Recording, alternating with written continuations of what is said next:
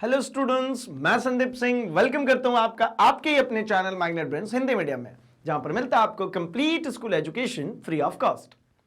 तो जैसा कि हम मिला करते हैं हमारे साइंस सब्जेक्ट के साथ, एंड हम अब डिस्कस कर रहे हैं चैप्टर नंबर 15 हमारा पर्यावरण। इसके हम लोगों ने कंसेप्ट वीडियोस देखे, हमने इसके वन शॉट रिवीजन वीडियोस देखे, हमने एनसीईआरटी सॉल्यूशंस भी देख लिए। अब बारी है इस चैप्टर के एमसीक्यूज टाइप क्वेश्चंस की। मतलब हम चाह रहे हैं इस पूरे चैप्टर को रिवाइज करना है एक बार, तो सबसे बेहतर तरीका है कि हम एमसीक्यूज क्वेश्चंस को कर लें। नंबर ऑफ क्वेश्चंस भी ज्यादा होंगे, लगभग सभी टॉपिक्स कवर हो जाएंगे, एंड हर एक टॉपिक अपने साथ लेकर के आएगा एक नया कॉन्सेप्ट। तो शुरू करते हैं हम इस चैप्टर के एमसीक्यूज क्वेश्चंस को, एंड एज पर कमिटमेंट क्या करते हैं भाई, जैसे ही क्वेश्चन फ्लैश होगा आप भी कमेंट सेक्शन में अपने आंसर्स टाइप करते जाइए, ताकि मुझे भी पता चल जाए कि आपने कितनी तैयारी कर रखी है इस चैप्टर की। तो जैसा कि आपको पता है, इस वीडियो के साथ में आपको मिलती है इस पूरे कंप्लीट नोट्स के लिंक, जो कि इस वीडियो के डिस्क्रिप्शन बॉक्स में है। लिंक पे जाइए, फॉलो कीजिए एंड चेकआउट कर लीजिए अपने लिए ये पूरे बुक्स एंड ई बुक्स, जो कि एक्सक्लूसिवली आपके लिए डिजाइन किए गए हैं मैग्नेट ब्रेन्स की टीम द्वारा। तो शुरू करते हैं हम इस सेशन को, हमारे एमसीक्यू सीरीज को। सबसे पहले हमारे पास हमारा पहला क्वेश्चन आता है ये कि भाई निम्न में से कौन जैव अनिम्नीकरणीय पदार्थ है। तो जैसा कि दिख रहा है कि कौन अजैव निम्नीकरणीय है भाई, डीटीटी। जैव अनिम्नीकरणीय का मतलब होता है जो जीवों द्वारा निम्नीकृत नहीं किए जाएंगे। ठीक है, तो इसमें हमारे पास में जो ऑप्शन है, सबसे पहला डीटीटी, मतलब अल्टीमेटली एक केमिकल रासायनिक तत्व है, ये जनरली जीवों द्वारा इसके अपघटन संभव नहीं है। दूसरा है कागज। कागज का मतलब भी जो आप पेपर पेजेस जो आप देख रहे हैं, इसको अगर आप बहुत समय तक खुले में छोड़ देंगे तो ये क्या होगा, ये डिग्रेड हो जाएगा, ये धीरे धीरे अपघटित हो जाएगा। कुल ऐसा कहना चाहता हूं, जैसे आपको पता है सफेद बिल्कुल पेज लेके आते हैं, लेकिन थोड़े दिनों बाद ही देखते हैं आप वो पीला पड़ना शुरू हो जाता है, काला पड़ेगा और खत्म हो जाएगा। जिसमें बहुत सारे ऐसा कह सकते हैं बहुत सारे कीट पतंग भी है जो कि इसको क्या करते हैं, अपघटित करने का काम करते हैं ना। जैसे झींगुर जिसका नाम सुना होगा, वो क्या करते हैं, पूरी तरीके से कागजों को खत्म कर देते हैं भाई। वहित मल, ठीक है, जो भी कूड़ा कचरा जो बह रहा है मल, वो क्या होगा भाई, वो भी अपने आप अपघटित हो जाता है। उसी तरीके से अगला है इनमें से कोई नहीं, तो भैया इनमें से कोई नहीं के सवाल ही नहीं। डीटीटी जो है ये बिल्कुल है, ये अनिम्नीकरणीय है जैव से, मतलब जीवित तत्व, जीवित विषाणु, जीवित कह सकते हैं जीवाणु, ये कभी भी इसको निम्नीकृत नहीं करेंगे। अगले सवाल पे आते हैं, ओजोन परत पाई जाती है। ओजोन परत कहां पाई जाती है भाई, तो ओजोन परत है, इसके लिए ऑप्शंस में आपके सामने है कि ट्रोपोस्फीयर में, आयनोस्फीयर में, एक्सोस्फीयर में, स्ट्रेटोस्फीयर में। तो स्ट्रेटोस्फीयर जो कि हमारा अपर सबसे ऊपर वाली जो लेयर है, इसके अंदर पाई जाती है क्या, ओजोन परत। और ओजोन होता है क्या भाई, यह है O3 है ना, जो कि एक विषैली गैस है, जो ऑक्सीजन को अल्ट्रावायलेट रेडिएशन के संपर्क में जब लेकर के आते हैं तो ऑक्सीजन के ही एक अणु के साथ में अभिक्रिया करा देता है। मतलब O2 प्लस O मिलाकर के बनता है क्या भाई, O3। इसके होने के लिए अल्ट्रावायलेट रेडिएशन चाहिए, है ना, पराबैंगनी किरणें चाहिए। और ये कहां हो पाई जाती है, तो स्ट्रेटोस्फीयर में पाई जाती है। और ये एक ऐसी लेयर है जो कि हमें सूर्य से आने वाली अल्ट्रावायलेट रेडिएशन, मतलब इन विकिरणों से हमारी सुरक्षा प्रदान करती है। जो कि अल्ट्रावायलेट रेडिएशन आपको पता है कितना ज्यादा खतरनाक है, ये स्किन कैंसर कर सकती है, पौधों को मृत कर देती है, वातावरण का टेम्परेचर बढ़ा सकती है, ग्लोबल वार्मिंग को इंट्रोड्यूस कर सकती है। मतलब ये बहुत ही ज्यादा कह सकते हैं कि बहुत ही ज्यादा खतरनाक गैस है भाई। कौन गैस बोल रहा हूं, कहां गैस भी खतरनाक है ना, ओजोन गैस भी खतरनाक है अपने आप में, बहुत विषैली गैस है। जबकि ऑक्सीजन आपके लिए भाई जीवनदायिनी है, जबकि ओजोन विषैली गैस है। ओजोन परत हमारे लिए बहुत ही ज्यादा काम का है, क्योंकि ये अल्ट्रावायलेट रेडिएशन जो कि इतनी खतरनाक रेडिएशन, इससे बचाता है। अगले सवाल की तरफ बढ़ते हैं। अगला सवाल है भाई कि निम्न में से कौन एक जलीय आहार श्रृंखला है। तो भाई यहां ऑप्शंस में था हमारे पास कि घास, बकरी, शेर। तो घास, बकरी, शेर की अगर हम बात करते हैं तो देखिए घास जो है ये कहां पाया जाएगा भाई, स्थल पे पाया जाएगा, बकरी भी स्थल पे, शेर भी स्थल पे। तो ये जलीय आहार श्रृंखला नहीं है।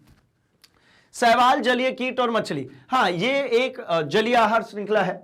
शैवाल जो है ना, हरित शैवाल भी मिल जाती है आपको। ये कहां मिलेगी भाई, जल के अंदर, पानी के अंदर ही ये निर्मित होंगी। और उसको जलीय कीट खाते हैं। जलीय कीट खाने के बाद में उन जलीय कीटों को कौन खाएगा भैया, तो मछलियां खाती हैं। मतलब ये एक आहार श्रृंखला है और जो कि पाई जाएगी किसमें, जल में। जबकि घास, जलीय कीट, मछली, मनुष्य, ये जलीय आहार श्रृंखला नहीं है। ठीक है, मैंने कहा कि जलीय घास जो है वो जल के अंदर उत्पन्न हुआ, जलीय कीट ने उसको खाया, उसको मछली खाया, फिर उसको मनुष्य ने खाया। अब मनुष्य जो है ये जलीय जीव नहीं है, मनुष्य जलीय जीव नहीं है, इसलिए जलीय आहार श्रृंखला का पार्ट नहीं है। अगला है घास, मछली, मनुष्य। घास को मछली खाएगी और ये मनुष्य नहीं भैया, ये संभव नहीं है। तो मतलब ख ऑप्शन इसका क्या हो गया भाई, बिल्कुल करेक्ट ऑप्शन हो गया। चलिए तो बढ़ते हैं अपने अगले क्वेश्चन की तरफ, क्वेश्चन नंबर 4।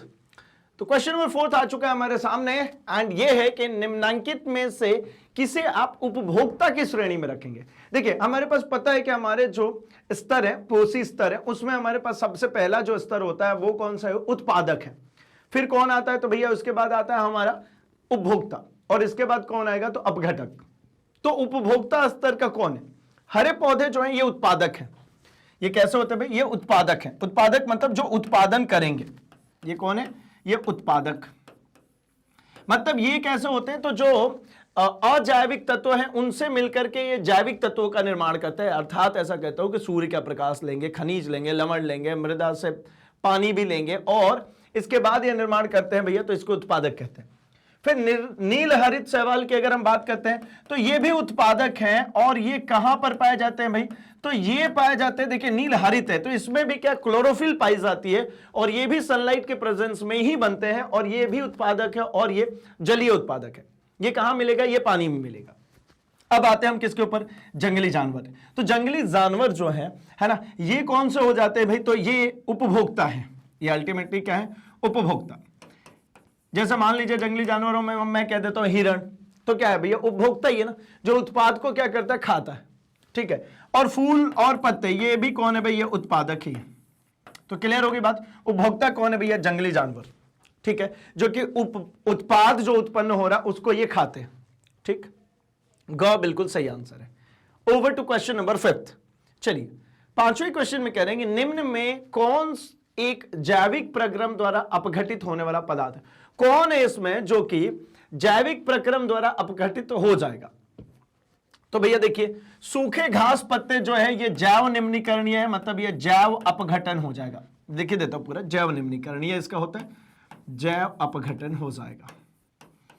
ये तीनों की बात करें, जैसे पॉलीथीन गैस की बात करें, रबड़ की बात करें, प्लास्टिक की बोतलों की बात करें, तो ये अजैविक निम्नीकरणीय है, मतलब ये अजैविक अपघटन है। ठीक है, इनका अगर अपघटन कराना होगा तो ये अजैविक होगा। यानी ऑप्शन कौन सा दिख रहा है आपको, क। सूखे घास पत्ते ये सब क्या होते हैं भाई, तो इनको अगर आप खुले में छोड़ दें या मिट्टी के अंदर दबा दें तो थोड़े समय बाद ये खुद से ही सड़ जाते हैं और इनका अपघटन हो जाता है। चलिए आगे बढ़ते हैं अपने क्वेश्चन नंबर 6 पे। इसको क्रॉस वेरीफाई भी करते हैं, क बिल्कुल सही है। हरे पौधे कहलाते हैं, हरे पौधे क्या कहलाते हैं, क्या उत्पादक है, अपघटक है, उपभोक्ता है, आहार श्रृंखला है। नहीं भाई, ये जो है ये उत्पादक है, उत्पादक है।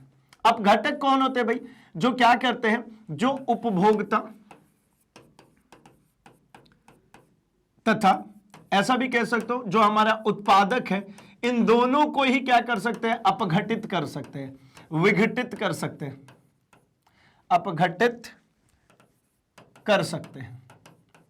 ठीक है, या इनको विघटित कर देते हैं, इनको कहते हैं।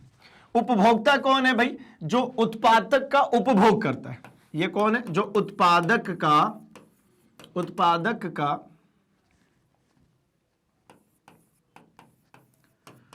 उपभोग करता है। एंड हमारा आहार श्रृंखला क्या है, तो ये सब कुछ मिला करके, मतलब जिसमें उत्पादक,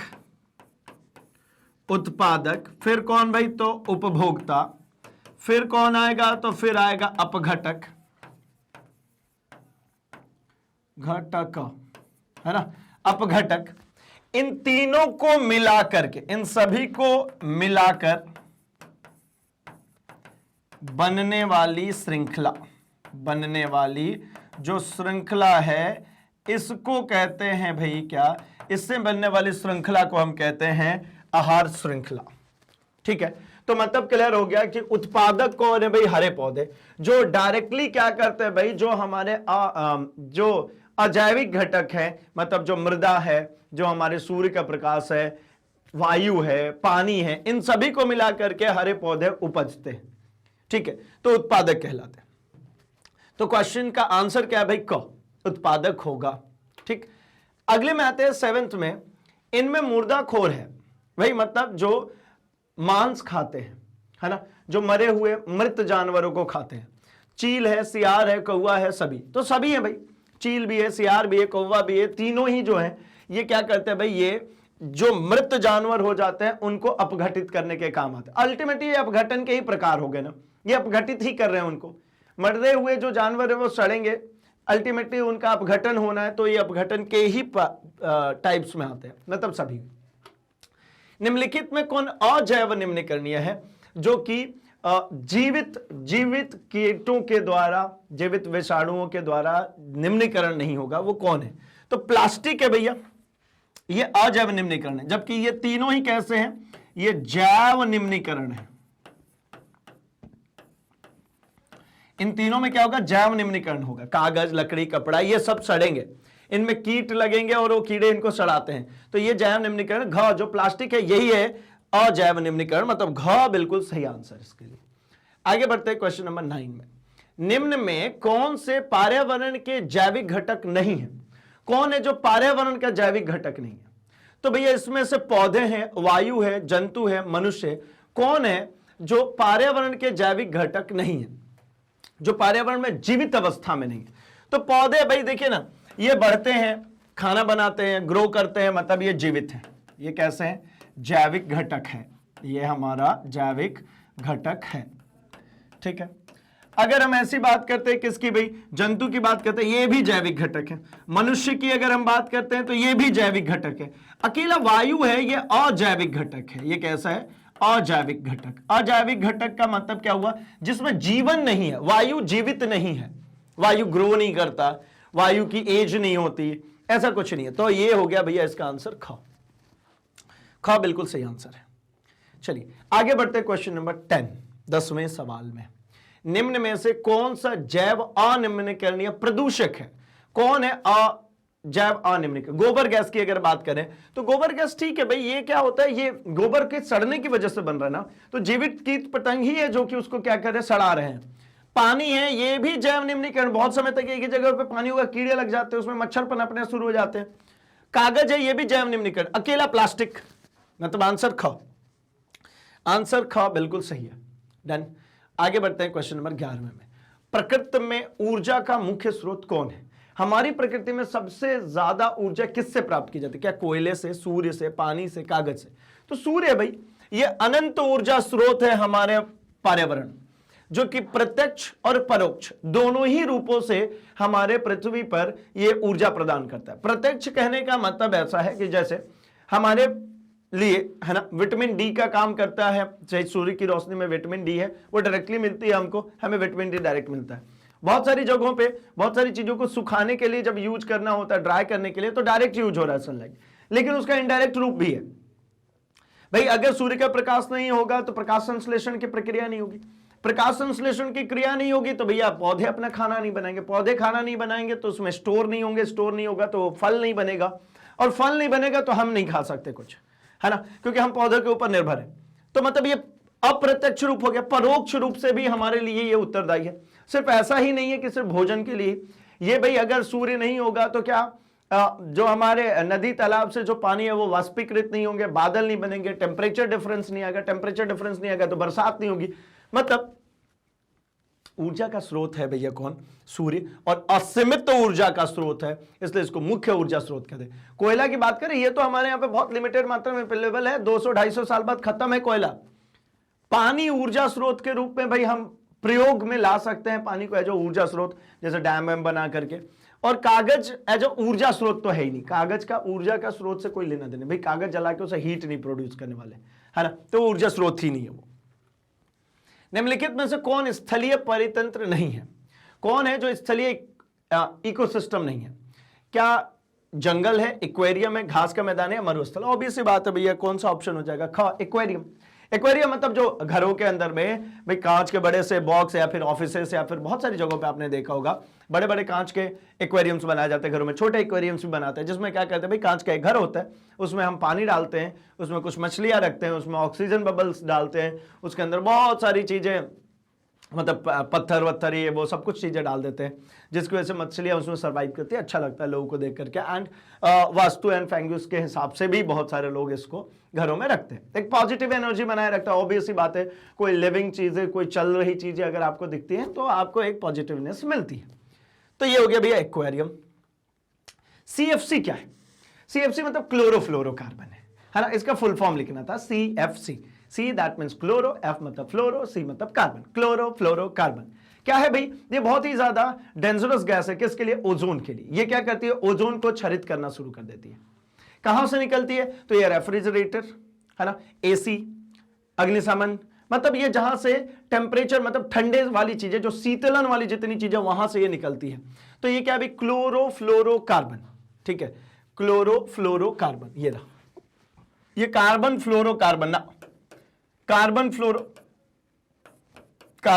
क्लोरो नहीं, क्लोरोफ्लोरोकार्बन। अब तक तो रट चुका होगा सीएफसी। ठीक, का इसका बहुत मतलब का सही आंसर है। आगे बढ़ते हैं 14th में। मृत शरीर को पचाने वाले जीवों को क्या कहते हैं? जो मृत शरीर है मतलब जो अब क्या अपघटित होने के लिए तैयार है, वैसे चीजों को खा के जो पचा जाते हैं उनको क्या कहते हैं? तो देखिए, उत्पाद तो वो है जो कि जनरेट होते हैं, यानी आहार श्रृंखला का सबसे प्रथम स्तर जो है वो उत्पाद है। मतलब जो हरित शैवाल हो गया, घास हो गया, पेड़ पौधे हो गए, ये उत्पाद कहलाते हैं।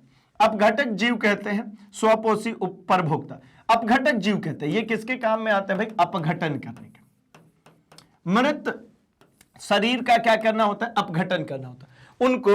अपघटन का मतलब क्या है भाई? तो जो जटिल कार्बनिक, अकार्बनिक कह देता हूं, यौगिक हैं, इनको यौगिक, इनको सरल अकार्बनिक यौगिक में तोड़ने का काम करते हैं।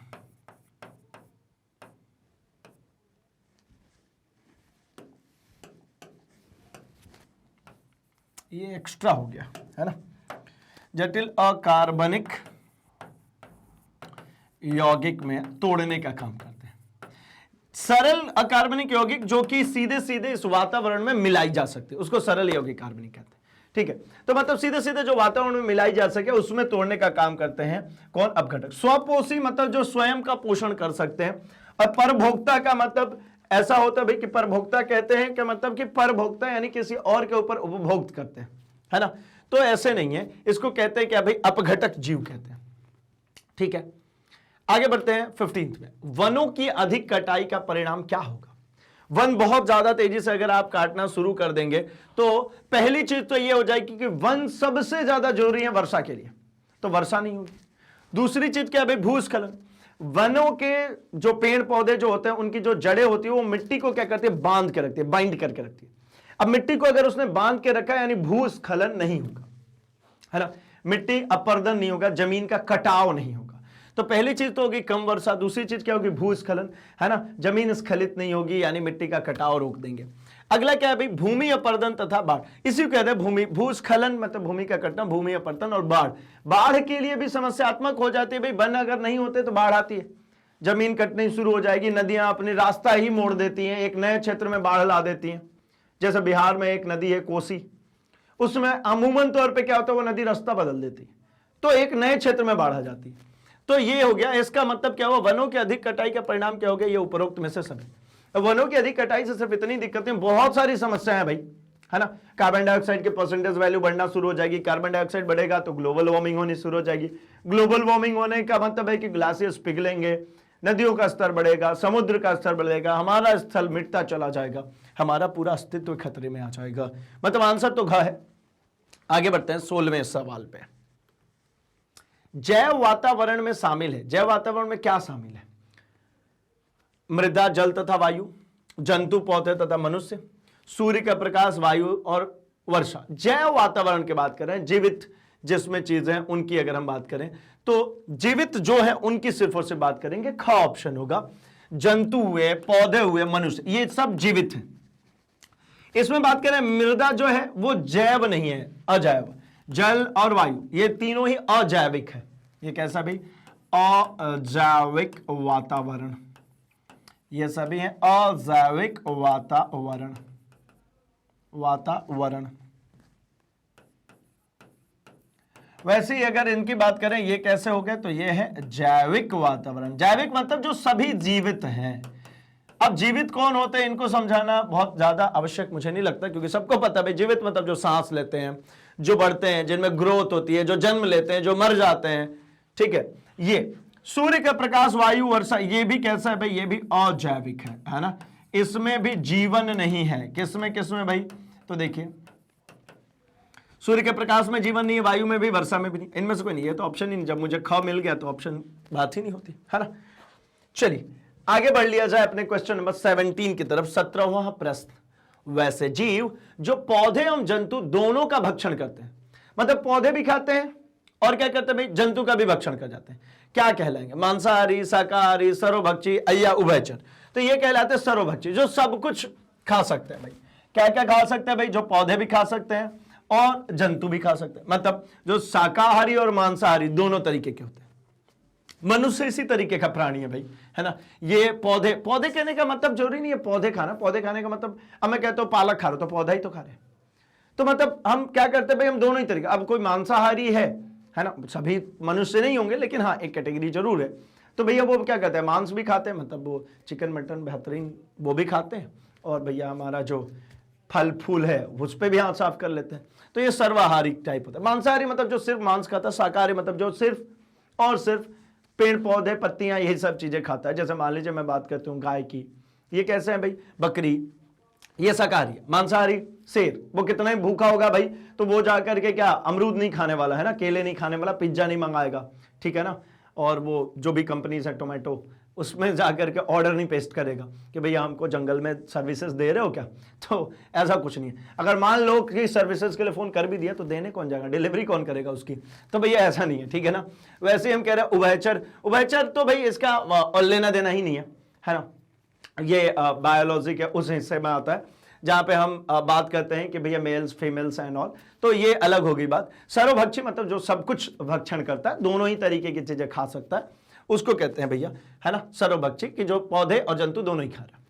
आगे बढ़ते हैं 18 पे। जीवाणु एवं कवक क्या कहलाते हैं? जो जीवाणु लगते हैं वो देखिए भाई, ये उत्पादन है, अपघटक है, उपभोक्ता है या आहार श्रृंखला। तो ये अपघटक है। ये जीवाणु कवक ये सब कब आते हैं भाई? ये जब फफूंदी लगनी कब शुरू, जब ये खत्म होना होता है, जब उसका नष्ट होना शुरू होता है, अपघटन होना शुरू होता है, तब उसके अंदर जीवाणु और फफूंदी लगती है। उत्पादक तो वो थे पेड़ पौधे जो शुरुआत करे, ग्रो कर रहे, बढ़ना शुरू करे।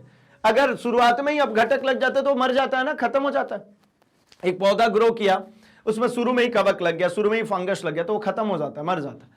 तो मतलब ये अपघटक है। उपभोक्ता कौन होता है? जो हमारे जो उत्पादक है उनके ऊपर निर्भर करता है। जैसे जो पेड़ पौधे, पत्तियां, फल फूल, इनका उपभोग करता है, वो है उपभोक्ता। और आहार श्रृंखला तो इन तीनों को मिलाकर के बनता है। उत्पादक, अपघटक और उपभोक्ता, इन तीनों की जो श्रृंखला होती है उसको कहते हैं हम आहार श्रृंखला। तो आहार श्रृंखला हो ही नहीं सकता। ये क्या है? अपघटक है इसका आंसर, कि ये फफूंदी है, कवक है, जीवाणु है, ये सब क्या कब लगते हैं भैया? ताकि उसका अपघटन किया जा सके, उसका जो जटिल अकार्बनिक यौगिक है उनको तोड़ करके सरल अकार्बनिक यौगिकों के रूप में टुकड़े टुकड़े उसके किए जा सके, जो कि वायुमंडल में, हमारे वातावरण में वापस से जाकर के मिल जाए।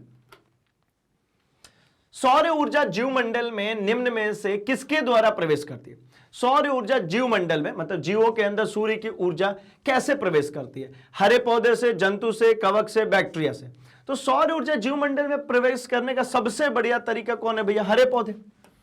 हरे पौधों में क्या होता है? क्लोरोफिल नाम का एक तत्व है जो कि काम करता है, सूर्य की प्रकाश जो आता है, सूर्य की प्रकाश की उपस्थिति में वो प्रकाश संश्लेषण की क्रिया करता है। प्रकाश संश्लेषण की क्रिया क्या है भाई? तो सूर्य की प्रकाश की उपस्थिति में पौधों के लिए भोजन बनाता है, जिसके कारण पौधे ग्रो करते हैं, जिसके कारण पौधे बढ़ते हैं। तो इसका आंसर क्या हो जाएगा भाई? क। हरे पौधों में सूर्य ऊर्जा जो है वो क्या करता है भैया? प्रवेश करता है। जंतु, कवक, बैक्टीरिया, इन सभी में नहीं भाई, ठीक है। क इसका बिल्कुल सही आंसर हो जाता है। आगे बढ़ते हैं हम अपने क्वेश्चन नंबर 20। ओजोन परत महत्वपूर्ण है क्योंकि वह अवशोषित करती है। क्या अवशोषित करती है भाई? तो ऊष्मा अवशोषित करती है, पराबैंगनी किरणों को, सूर्य की ऊष्मा को, अवरक्त किरणों को। तो पराबैंगनी किरणों को, ओजोन जो है ये यूवी रेज के लिए है भैया, ये जो अल्ट्रावायलेट रेडिएशन है उसको ये अवशोषित करती है। क्योंकि पराबैंगनी किरणों की ही उपस्थिति में मैंने कहा कि ऑक्सीजन एक इसके अणु के साथ में मिल करके O2 और O मिल करके ये फाइनली बना देता है O3, और यही O3 क्या भी ऑक्सीजन। ये कब होगा? जब यहां पर पराबैंगनी किरणें हो, जब यहां पर अल्ट्रावायलेट रेडिएशन होगा तभी होगी ये चीजें। तो ओजोन परत की महत्वपूर्ण भूमिका यह है कि हमारी पृथ्वी के बाहर ये एक आवरण है जो कि सन से आने वाली, सूर्य से आने वाली इस खतरनाक विकिरण को, कौन सा? यूवी रेडिएशन, ये बहुत खतरनाक है भाई। इस विकिरण को आने से क्या करता है? रोक देता है, फिल्टर कर देता है, जिसके कारण पृथ्वी पर जैसे हमें स्किन कैंसर, क्योंकि अल्ट्रावायलेट रेडिएशन अल्टीमेटली क्या करते हैं भाई? त्वचा में क्या कर सकती है? वो कैंसर प्रोड्यूस कर सकती है, पौधे मृत हो सकते हैं उससे। तो इन सभी चीजों से हमें क्या कर लेती है? बचा लेती है। कहने का मतलब यह है कि ओजोन परत महत्वपूर्ण है क्योंकि वह अवशोषित करती है पराबैंगनी किरणों को, अल्ट्रावायलेट रेडिएशन को। चलिए, प्रत्येक पारितंत्र होता है, प्रत्येक पारितंत्र मतलब इकोसिस्टम कैसा होता है भाई? क्या वो गतिशील होता है, प्रगतिशील होता है, अस्थायी होता है, या गत्यात्मक तंत्र? तो ये जो होता है गत्यात्मक तंत्र है, मतलब एक के ऊपर दूसरा, दूसरे के ऊपर तीसरा, ऐसे निर्भर है, इसलिए इसको गत्यात्मक कहते हैं। गतिशील नहीं कह सकते, वो गति ही नहीं करते, गमन करने की ऐसी कोई जरूरत नहीं है उसकी। गत्यात्मक का मतलब है कि एक दूसरे के ऊपर ये निर्भरता रखते हैं, ठीक है ना।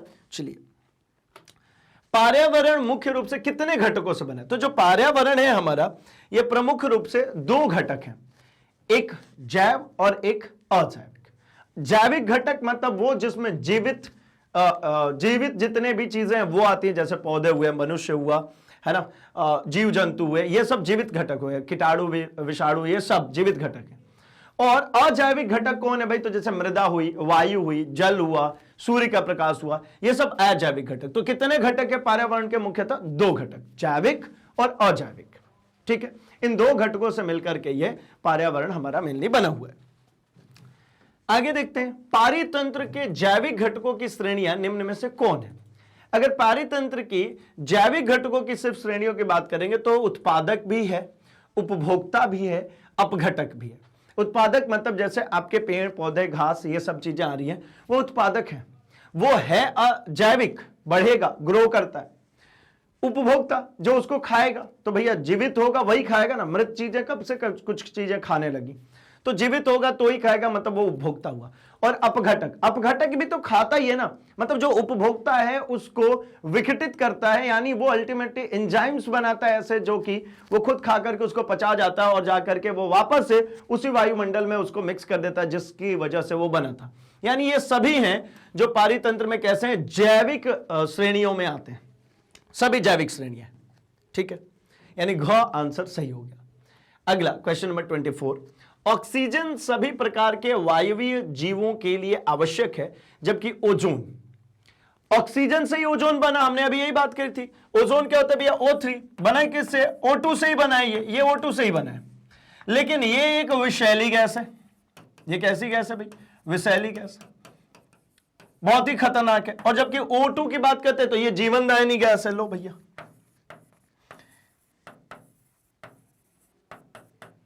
ठीक है। बात वैसी है कि सब मनुष्य होते हैं, लेकिन सभी व्यक्ति इस तरीके से उदार नहीं होता, उसमें कुछ क्रूर भी होते हैं। तो ये वैसा ही है कि आप क्या बनाते हो उस पर निर्भर करता है। तो ये एक संगठन बना जो कि जीवनदायिनी है, और ये एक संगठन बना उसी ऑक्सीजन का जो कि विषैली है ना। तो मतलब क्या हो गया भाई? ये क्या है? द्रव है, घातक विष है, घातक विष है। अक्रिय धातु सभी गलत, नहीं, घातक विष है भाई, बहुत ही घातक विष है, ठीक है। चलिए, तो ये है घातक विष, ठीक है भैया। ये क्या हो गया हमारा? ये घातक विष है। ऑप्शन नंबर ख सही। आगे बढ़ते हैं अगले सवाल की तरफ। अगला सवाल है क्वेश्चन नंबर 25, कृत्रिम पारितंत्र का उदाहरण है। कृत्रिम पारितंत्र मतलब जो हम बनाते हैं। एक तो नेचुरल पारितंत्र है, नेचुरल इकोसिस्टम मतलब खुद से बनती है। जैसे समुद्र एक नेचुरल इकोसिस्टम है भाई। समुद्र कह रहे हैं तो सिर्फ इकोसिस्टम क्यों कह रहा हूं? क्योंकि समुद्र अकेला सिर्फ समुद्र नहीं है, वो पूरा इकोसिस्टम। उसमें क्या होंगे भाई? जलीय पौधे उगेंगे, उसको जलीय कीड़े खाएंगे, उनको मछलियां खाएंगी, है ना। तो ये पूरा क्या है? पूरा एक इकोसिस्टम है उसका। अब यहां पे मैं कह रहा हूं कृत्रिम, जो हमने बनाया। तो जैसे अपन बात करते हैं वन और तालाब, तो भाई वन और तालाब बनाने वाले हम थोड़ी हैं। हम तो ईश्वर को इस बात का धन्यवाद देते हैं कि आपने ये वन, ये तालाब बनाया। झील, तालाब ये भी भैया ईश्वर ने बनाया है। बगीचा, खेत, तो भैया देखिए बगीचा हम बनाते हैं, खेत हम बनाते हैं, इसका इकोसिस्टम हम तैयार करते हैं, ठीक है। यहां पे पौधे का लगना, उनका सड़ना, गलना, बीज डालना, है ना, उर्वरक डालना, ये सब हम करते हैं। तो मतलब इसका आंसर कौन सा है? ग आंसर है। बगीचा और खेत ये सब कैसे भाई? ये सब कृत्रिम पारितंत्र के उदाहरण है। ये सभी हम बनाते, मतलब मानव निर्मित तंत्र है। चलिए तो बढ़ते हैं हम अपने अगले सवाल पर। और यहां पर अगला सवाल है कि ओजोन परत पाया जाता है। ओजोन परत कहां पाया जाएगा भाई? वायुमंडल के निचले सतह में, वायुमंडल के ऊपरी सतह में, वायुमंडल के मध्य सतह में, या फिर इनमें से कोई नहीं। तो देखिए ओजोन जो है, जो कि ऑक्सीजन से एक और ऑक्सीजन मतलब O2 और O का रिएक्शन कराता है, कब भाई? जब अल्ट्रावायलेट रेडिएशंस यानी पराबैंगनी किरणें होती हैं तब। और ये होगा कहां? तो ये जो हमारा ऊपरी सतह है, वायुमंडल का जो ऊपरी सतह है, उसी में ये काम हो जाया करता है। तो ये हो जाएगा हमारा क्या? वायुमंडल के ऊपरी सतह यानी ख में। ठीक, आगे बढ़ते हैं हम जरा क्वेश्चन नंबर 27 पे।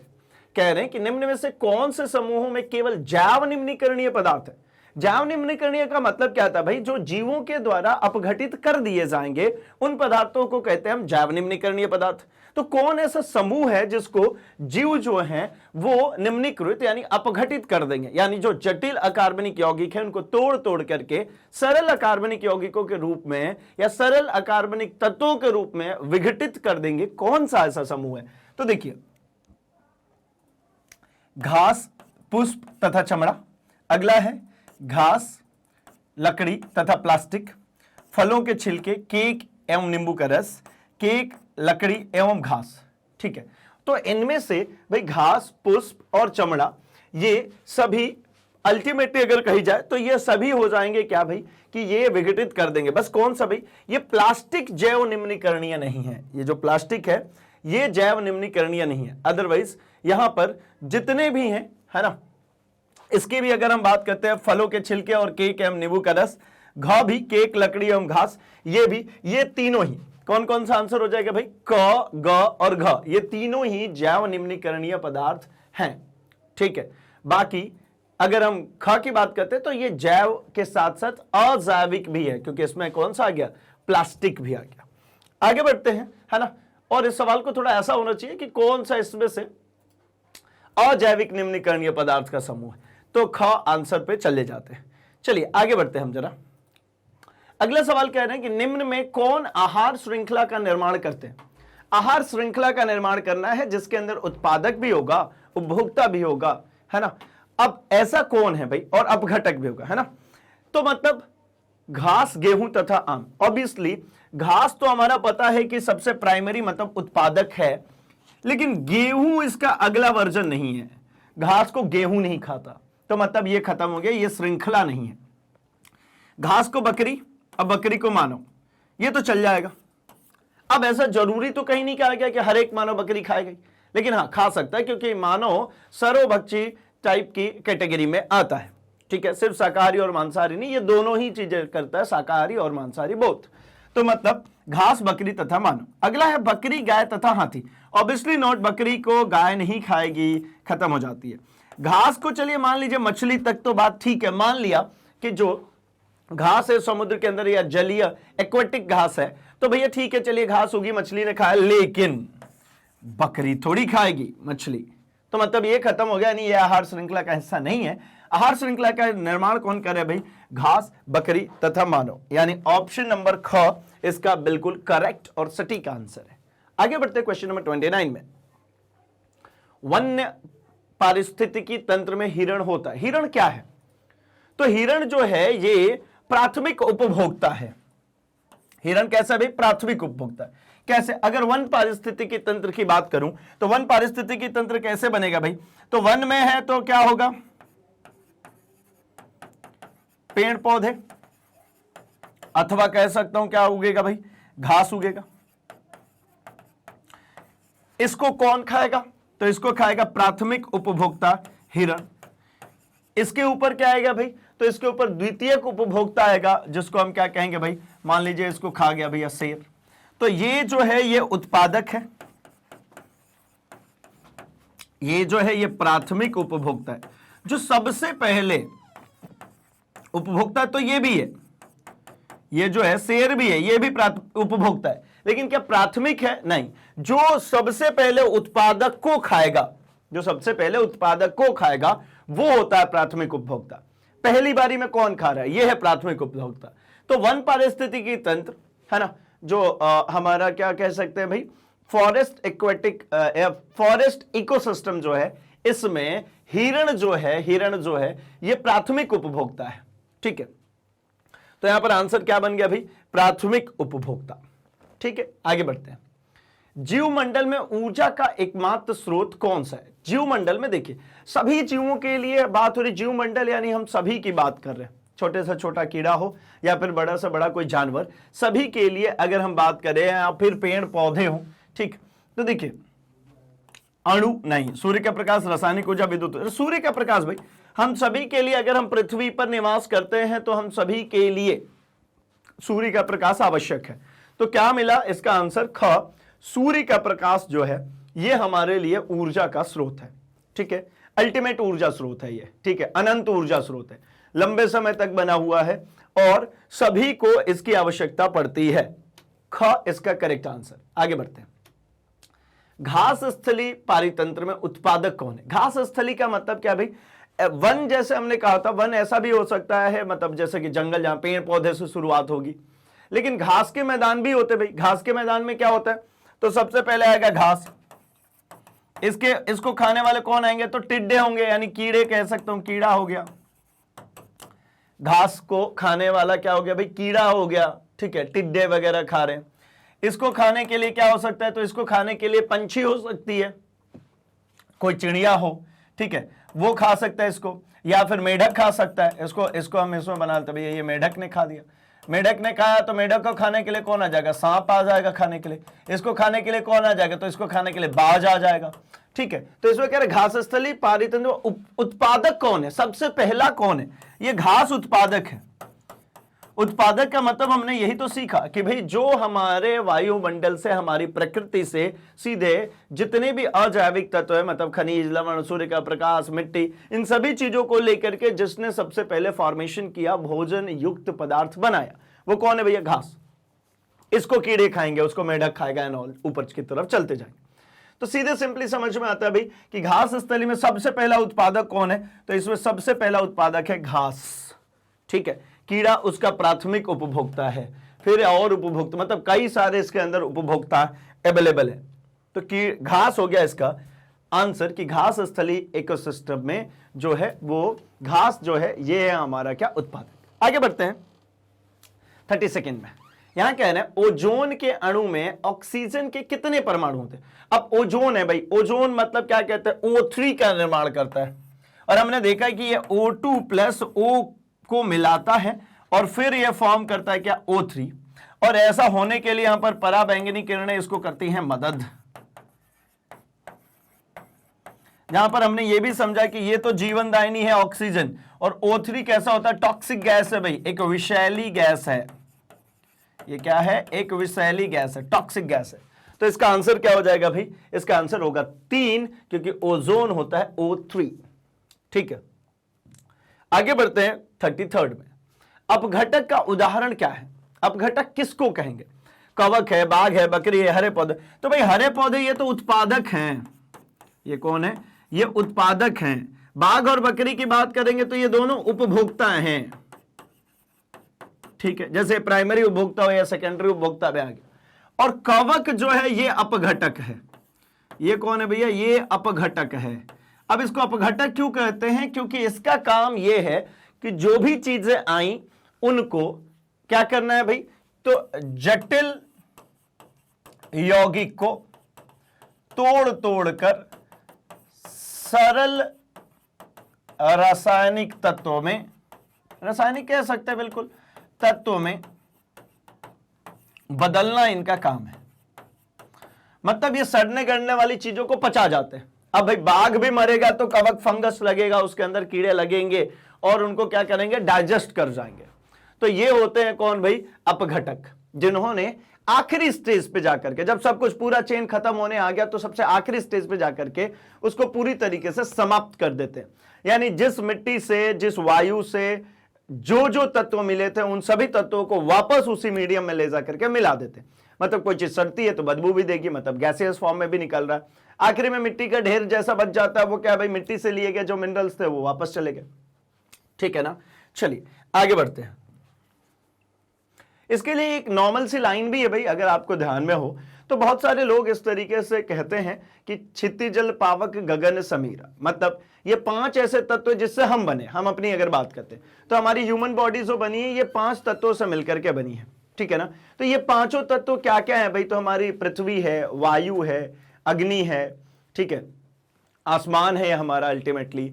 ठीक, ये 5 तत्व जब क्या होता है भाई, खत्म होती है, मतलब जब अपघटन शुरू होता है तो ये वापस इसी 5 तत्वों में सभी के सभी तत्व जाकर के मिला दिए जाते हैं। ठीक, चलिए आगे बढ़ते हैं हम अपने क्वेश्चन नंबर 34 में। ठीक है, कवक बिल्कुल सही है। 34 में कह रहे हैं कि चिपको आंदोलन का मुख्य उद्देश्य संरक्षित करना क्या था।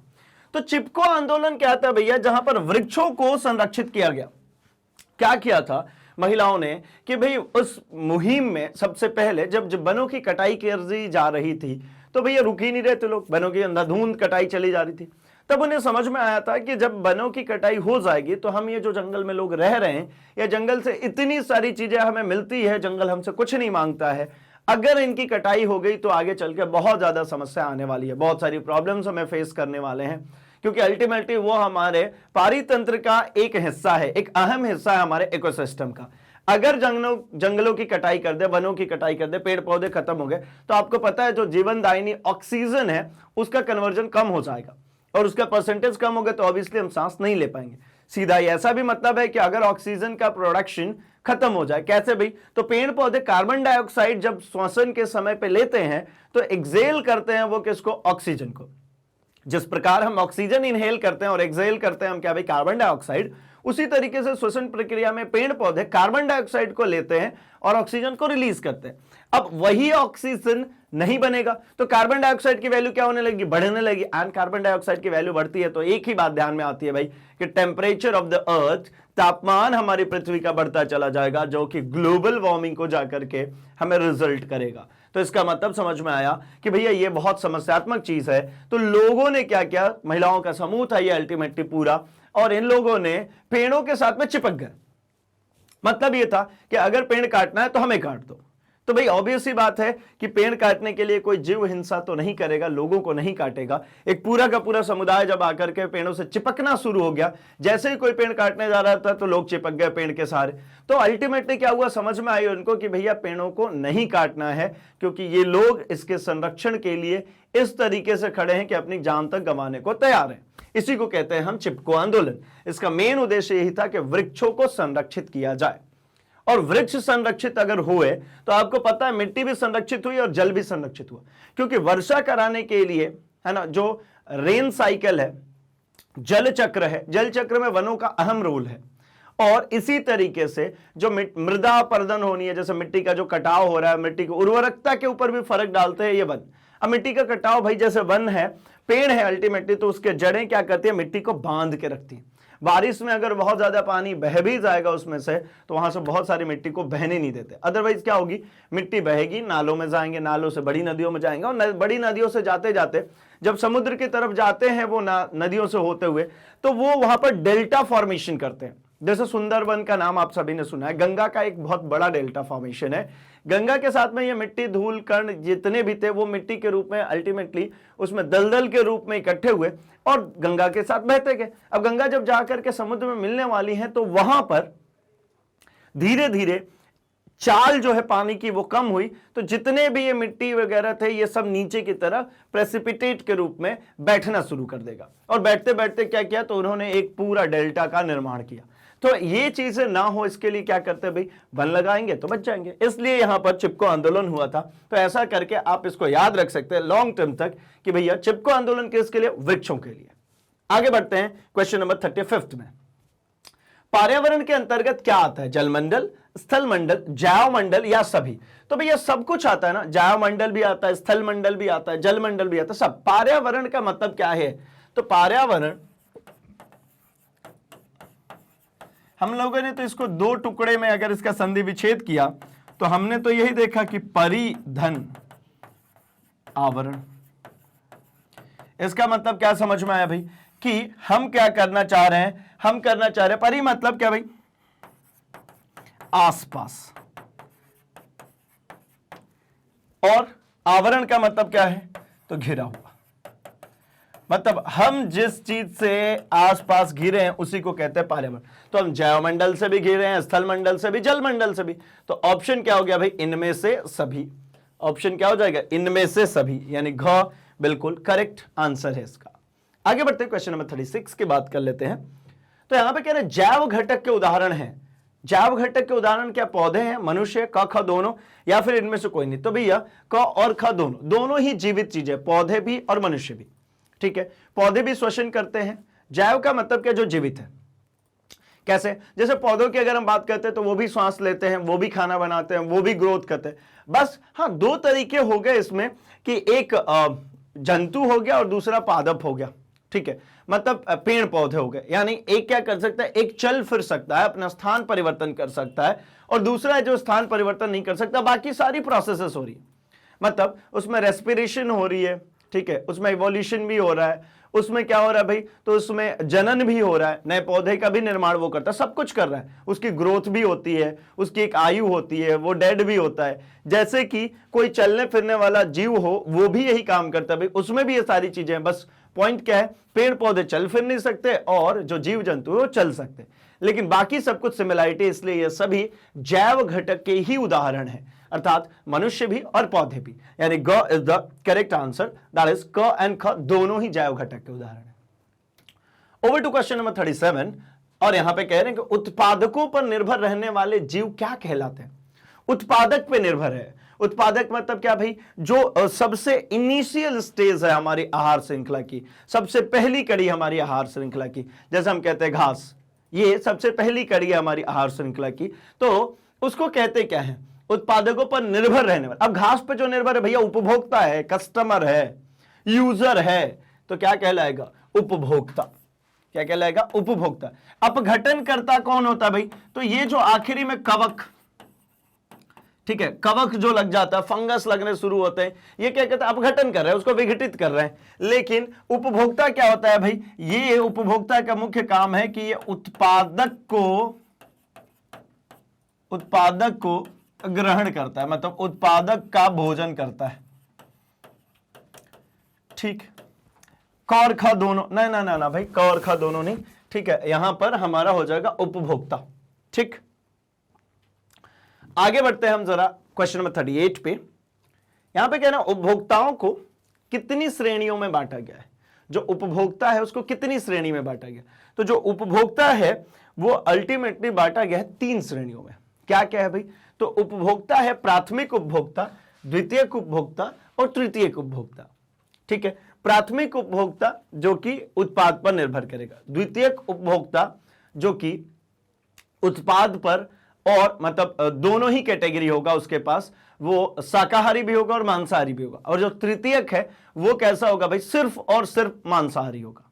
ठीक है, तो मतलब समझ में आता है कि प्राथमिक उपभोक्ता यानी सिर्फ और सिर्फ, जैसे बकरी की बात करते हैं, वो प्राथमिक उपभोक्ता, वो सिर्फ घास पर निर्भर है। हम अगर अपनी बात करते हैं, हम द्वितीयक उपभोक्ता है, हम घास भी खा सकते हैं। अब घास का मतलब क्या है भाई, तो हम जो पौधों से प्राप्त होता है हम उसको भी खा सकते हैं और बकरी को भी खा सकते हैं, तो हम द्वितीयक उपभोक्ता हो गए। और तृतीयक उपभोक्ता में कौन आएगा, शेर। कितना भी भूख लग जाए वो घास नहीं खाने वाला, ठीक है ना, वो फल तोड़ के नहीं खाने वाला, कितना भूख लग जाए, वो हमेशा मांस का ही सेवन करेगा, मतलब वो हमेशा मांसाहारी जीव होगा। तो 3 स्टेजेस हैं, प्राथमिक उपभोक्ता, द्वितीयक उपभोक्ता और तृतीयक उपभोक्ता। ठीक, आगे बढ़ते हैं 39। इनमें से कौन सर्वाहारी जीव है। सर्वाहारी का मतलब क्या भाई, जो सब कुछ खाता है। अब हिरण तो सब खाता नहीं, हिरण तो सिर्फ और सिर्फ घास खाएगा। तिलचट्टा भी सब कुछ नहीं खाता, मतलब मनुष्य ऐसा है जो सब खा सकता है, ठीक है। मनुष्य जो है, अच्छा तिलचट्टा भी दोनों तरीके की चीजें, मतलब क्या कहते हैं, मृत जीवों को भी खा सकता है, और जो है क्या कहते हैं, जो फूड आइटम्स होते हैं, जो खाना वगैरह छूट गया ये सब, उन सभी चीजों को भी खाता है। तो ये दोनों ही होगा भाई, ख और ग, ठीक है ना। चलिए ख और ग दोनों आंसर है इसका, यानी घ करेक्ट आंसर है। आगे बढ़ते हैं 40th, सूक्ष्म उपभोक्ता जीव कहलाते हैं। सूक्ष्म उपभोक्ता जो बहुत ही छोटे उपभोक्ता है, ये कौन कहलाते हैं? तो सूक्ष्म उपभोक्ता है भैया क और ख दोनों, जीवाणु और कवक, ठीक है। जीवाणु भी बहुत छोटे होते हैं और कवक भी, है ना, फंगस, ये दोनों ही सूक्ष्म उपभोक्ता की श्रेणी में आते हैं, बहुत छोटे साइज के होते हैं, ठीक है, लेकिन अमाउंट में बहुत ज्यादा होते हैं, ठीक, इसलिए किसी को भी फटाफट चट कर सकते हैं। इनमें से कौन वन आहार श्रृंखला बनाता है? वन के अंदर आहार श्रृंखला कौन बनाएगा? घास, हिरण, बाघ। पहले तो है बाघ, घास, हिरण। तो बाघ को घास नहीं खाएगा भैया, घास थोड़ी कुछ खाएगा, घास को हिरण खाएगा और हिरण को बाघ खाएगा, ये ठीक है, ये चलना चाहिए। आगे हिरण को बाघ खा गया, बात ठीक है, लेकिन ये थोड़ी घास को खाएगा, ये गड़बड़ हो गई।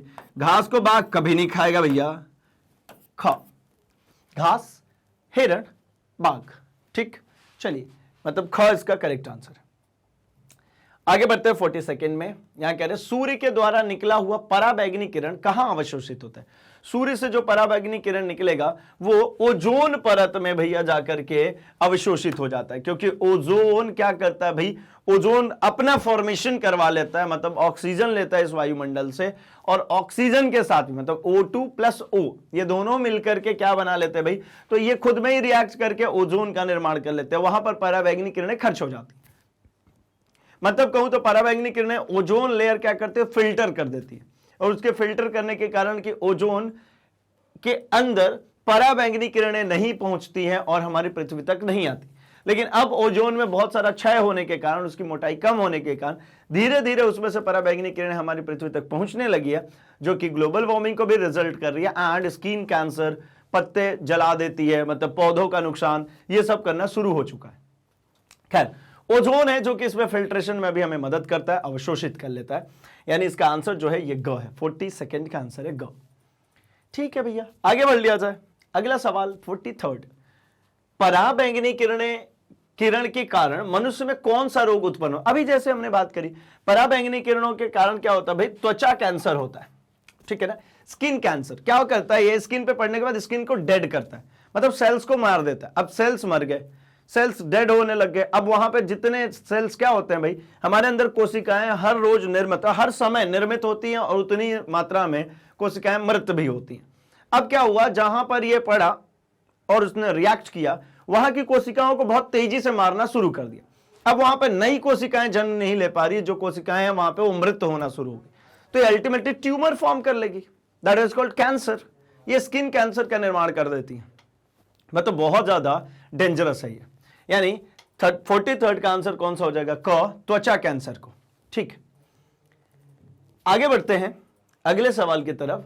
44th में, वायुमंडल कितने परतों में बटा हुआ? तो हमारा पूरा जो वायुमंडल है ये 5 परतों में बटा हुआ है, ठीक है ना। चलिए आगे बढ़ते हैं हम अपने अगले क्वेश्चन की तरफ 45th पे। पादप खाने वाले जीव क्या कहलाते हैं? जो पादपों को खाते हैं उनको क्या कहेंगे? तो भैया उनको आप कहेंगे शाकाहारी, मतलब जो जीवों को नहीं खाते, सिर्फ और सिर्फ क्या करते हैं भाई, पेड़ पौधे से जो उपज मिलती है उन्हीं को खाते हैं, मतलब फल फ्रूट्स खा सकते हैं, इनको क्या कहते हैं भाई, तो इनको हम कहते हैं शाकाहारी। ठीक है, आगे बढ़ते हैं हम अपने अगले सवाल पे। क्वेश्चन नंबर हमारे पास है 46। चलिए इस क्वेश्चन में देखते हैं हम कि इनमें से कौन सा मानव निर्मित जैव निम्नीकरण है। मतलब मानव निर्मित जैव निम्नीकरण कौन सा भाई, ऑक्सीजन है, बायोगैस है, मीथेन है या CFC है? तो भाई जैव निम्नीकरण की अगर हम बात करते हैं तो ये बायोगैस है, और क्योंकि बात करी थी यहां पर क्या, मानव निर्मित, मानव ने जो बनाया, बायोगैस हम फॉर्म कर पाते हैं कैसे भाई, तो जो कृषि अपशिष्ट है, ठीक है, गोबर है, इन सभी चीजों को हमने क्या क्या सड़ाया, सड़ने की वजह से जो उसमें से गैस निकलती है, दैट इज कॉल्ड बायोगैस। ठीक है, नो डाउट उसमें जो मुख्य अवयव होता है वो मीथेन होता है, लेकिन बनाया हम लोगों ने, इसलिए इसको कह रहे हैं कि मानव निर्मित जैव निम्नीकरण। अब ये निम्नीकरण का हिस्सा है, उसमें गैसेस जो निकलती हैं, जो मीथेन गैस निकल रही है, बायोगैस जो निकल रही है, अल्टीमेटली किसकी वजह से, तो बहुत सारे छोटे छोटे जो कीटाणु होते हैं अपघटक हैं बेसिकली, वो अपघटन करके वहां से गैसेस को रिलीज करते हैं। मतलब 46 का आंसर हो जाएगा हमारा ख, बायोगैस। आगे बढ़ते हैं 47, हमारे द्वारा उत्पादित अजैव नवीकरणीय कचरे से कौन सी समस्या उत्पन्न हो रही है? नाले नालियों में अवरोध, मृदा प्रदूषण, शरीर में जैव आवर्धन, या इनमें सभी, सब कुछ हो रहा भाई। जैसे मान लीजिए आप अजैव नवीकरणीय पदार्थ की बात करें तो हम एक उदाहरण लेते हैं किसके, प्लास्टिक। अब प्लास्टिक का बहुतायत उपयोग करने से, सिंगल यूज प्लास्टिक की अगर बात करते हैं तो क्या होता है भाई, नालियों में जाकर के भर जाता है। अब नालियां चौक, पूरा बैक वाटर पीछे की तरफ भरना शुरू हो जाता है, तो ये एक समस्या है। मृदा प्रदूषण तो हो ही रहा है भाई, क्योंकि ये मृदा में अपघटित होकर के मिलेगा नहीं, और जो भी उसकी केमिकल्स है वो धीरे धीरे धीरे धीरे रिस रहा है मृदा में, तो अल्टीमेट सी बात है कि भैया मृदा प्रदूषण तो हो रहा है ना। आगे की तरफ अगर बढ़ेंगे, मानव शरीर में जैव आवर्धन। तो जैव आवर्धन क्या होता है भाई, तो मानव शरीर में क्या होता है कि जो भी केमिकल्स यूज होते हैं वो किसी न किसी तरीके से हमारे शरीर में पहुंच जाते हैं। जैसे एक नॉर्मल सी बात, हम क्या करते हैं भाई, तो हम समोसे खरीद के ले आते हैं, काय में ले आते हैं, तो पन्नी में ले आते हैं। अब क्या हुआ, तो पन्नी से जो उसके केमिकल्स है वो समोसे में एंटर हो चुकी है भाई। अब उसमें एंटर होने के बाद वो धीरे धीरे क्या होगी, अब हम खाएंगे तो हमारे शरीर में आएगी। तो मतलब इसको कहते हैं जैव आवर्धन, एक फॉर्म से दूसरे फॉर्म में बढ़ना, ये कहलाता है जैव आवर्धन। और धीरे धीरे इसकी पोटेंशियल, मतलब इसकी वैल्यू हमारे शरीर में बढ़ना शुरू हो जाएगी, तो बहुत सारी समस्याएं कॉज करेगी, बहुत सारी बीमारियां लाएंगी। तो मतलब ये भी है हमारा क्या भाई, ये भी हमारी अजैव निम्नीकरणीय कचरे से उत्पन्न समस्या है। यानी इसका आंसर क्या हो गया, इनमें से सभी, यानी 47 का आंसर हो जाएगा घ। ठीक है, यहां तक में कोई समस्या नहीं होनी चाहिए ना। ओवर टू क्वेश्चन नंबर 48, यहां पे कह रहे हैं निम्न में से कौन आहार श्रृंखला सही है? तो भाई आंसर मिल चुका है आपको कि घास, चूहे, सर्प, मोर, ये आहार श्रृंखला सही है। अब ये क्यों नहीं है, तो भैया चूहों को घास कब से खाने लगे, खत्म। सर्प को घास खाएगा नहीं, मोर को सर्प नहीं खा सकता, तो भैया घास को चूहे खाएंगे। ठीक है, घास मतलब, घास का मतलब उसमें फ्रूट्स भी तो आएंगे, कुछ ना कुछ तो होगा, उसको चूहे कुतर जाते हैं भाई। जनरली देखा है आपने, पौधों को कुतर देते हैं। अब चूहों को कौन खाएगा भैया, सांप खाता है, और सांप को निपटा देगा भैया मोर। और मोर कौन है, हमारा राष्ट्रीय पक्षी है ना। चलो, तो भैया क्या होगा इसका आंसर, ख। ठीक, आगे बढ़ते हैं हम अपने अगले सवाल, क्वेश्चन नंबर 49 में, है ना। सेकंड लास्ट क्वेश्चन है हमारे पास ये, किसी पारिस्थितिकी तंत्र में ग्रहण करने वाले होते हैं, जो ग्रहण करेगा वो कौन है भाई, उत्पादक है, उपभोक्ता है, अपघटन करता है, या सूक्ष्म जीव? तो अब इसमें जो उत्पादक है ये ग्रहण करता है, मतलब यही चीजों को जनरेट करता है। किसी भी पारिस्थितिकी तंत्र में सबसे पहले जो आता है कौन है भैया, उत्पादक। यही सब कुछ कलेक्ट करने का काम करता है, इस वायुमंडल से, सूर्य के प्रकाश से, और मृदा से, खनिज लवण के रूप में पानी कलेक्ट करता है, ये सब कुछ कलेक्ट करके बनाता है, तो कौन है भैया, उत्पादक। आगे बढ़ते हैं 58 क्वेश्चन, निम्नलिखित में कौन उत्पादक है? क्या मेढक, सर्प, ग्रास हॉपर, या घास? तो घास है भैया उत्पादक, घास से चीजें उत्पादन होगी। घास को खाने वाला ग्रास हॉपर होता है, ये हमारा क्या हो जाता है भाई, ये हमारा प्राथमिक उत्पाद हो जाता है। अब ग्रास हॉपर से आगे की तरफ बढ़ेंगे तो भैया इनको खाने वाला मेढक है, और मेढक को खाने वाला सर्प है। यानी ये अगर कहें तो घास के मैदान में जो हमारा पारितंत्र पाया जाता है उसका एक क्या कह सकते हैं भाई, तो ये हमारा फूड चेन है, आहार श्रृंखला है। ठीक, चलिए, तो ये होता है हमारा यहां पर क्वेश्चन नंबर 50 समाप्त। एंड जो हमने टारगेट फिक्स किया था कि हम इस चैप्टर को करने वाले हैं एक अलग तरीके से रिवाइज, जहां पे चैप्टर के हर एक पॉइंट से कुछ ना कुछ क्वेश्चंस लेकर के आएंगे, और हम पूरे चैप्टर्स को समझ लेंगे बहुत ही इजी वे में, ताकि हमें कहीं पर भी कोई समस्या, कोई परेशानी ना हो। तो अल्टीमेटली ये चैप्टर हमारा हर तरीके से कंप्लीट अब हो चुका है भाई। हमने इसके कॉन्सेप्ट वीडियोस देख लिया, वन शॉट रिवीजन देख लिया, हमने इसके एनसीईआरटी सॉल्यूशन देख लिया, एमसीक्यूज भी देख ली, यानी चैप्टर हो चुका है अब हमारा कंप्लीट। इसी तरीके से मैग्नेट ब्रेन्स के साथ आप जुड़े रहें, क्योंकि मैग्नेट ब्रेन्स हमेशा से कमिटेड है भाई एक हाई क्वालिटी एजुकेशन प्रोवाइड करने के लिए, और ये पूरे ही कोर्सेस हम लेकर के आते हैं फ्री ऑफ कॉस्ट। मतलब आप सीबीएसई इंग्लिश मीडियम से हो या फिर आप सीबीएसई हिंदी मीडियम से हो, इर्रेस्पेक्टिव ऑफ लैंग्वेज, हम दोनों ही लैंग्वेजेस में लेकर के आते हैं पूरा कोर्स कंटेंट, जो कि एनसीईआरटी बेस्ड है। अल्टीमेट मतलब है कि भाई जो भी आप बोर्ड से हो, किसी भी बोर्ड से हो आप, आपके बोर्ड में भी फॉलो होती है एनसीईआरटी, एंड ये पूरा कोर्स कंटेंट भी एनसीईआरटी के अकॉर्डिंगली है। मतलब ये हुई ना आपके बोर्ड के लिए, but exclusively UP and Bihar board के लिए हमारे पास प्लेलिस्ट अवेलेबल है, जहां पर आपके बोर्ड के अकॉर्डिंगली आपका पूरा कोर्स कंटेंट मिल जाता है, including MCQs, previous year questions, most important questions, sample papers, and बहुत सारी चीजें। साथ ही साथ अगर आप हमसे कनेक्टेड है एनटीएससी, ओलंपियाड, सीयूईटी या स्पोकन इंग्लिश के लिए, तो स्टे ट्यून विद अस, क्योंकि हम ये सारे कोर्सेज भी लेकर के आते हैं free of cost end of course experience teachers के साथ। अब चाहते हैं और इंप्रोवाइजेशन और इंप्रूवमेंट, तो इस वीडियो के डिस्क्रिप्शन बॉक्स में जाइए, वहां से लिंक को फॉलो कीजिए एंड चेकआउट कर लीजिए अपने लिए बुक्स एंड ई बुक्स, जो कि अब हिंदी मीडियम में भी अवेलेबल है एंड एक्सक्लूसिवली डिजाइंड है आपके लिए मैग्नेट ब्रेन्स की टीम द्वारा। तो फटाफट से भाई इस वीडियो को लाइक कर दीजिए एंड जुड़े रहिए हमारे साथ में, जैसे कि आप हमारे YouTube चैनल पे जुड़े हैं। इसी तरीके से हमसे कनेक्ट हो सकते हैं हमारे social media platform, that is Facebook, Instagram, Twitter, Telegram पर भी, जहां पर आपके कोई सजेशंस, कोई सुझाव है वो हम तक पहुंचा सकते हैं एंड हमारी कोई नई इंफॉर्मेशन आती है वो फटाफट आप तक पहुंच सकती है। तो जल्दी से इस वीडियो को शेयर कर दीजिए एंड इसे सब्सक्राइब भी कर लीजिए भाई। सबको बता भी दीजिए कि मैग्नेट ब्रेन्स हिंदी लेकर के आते हैं quality education free of cost and experience teachers के साथ। तो अपना और अपने आसपास सभी का बहुत सारा ख्याल रखिए। Thanks for watching.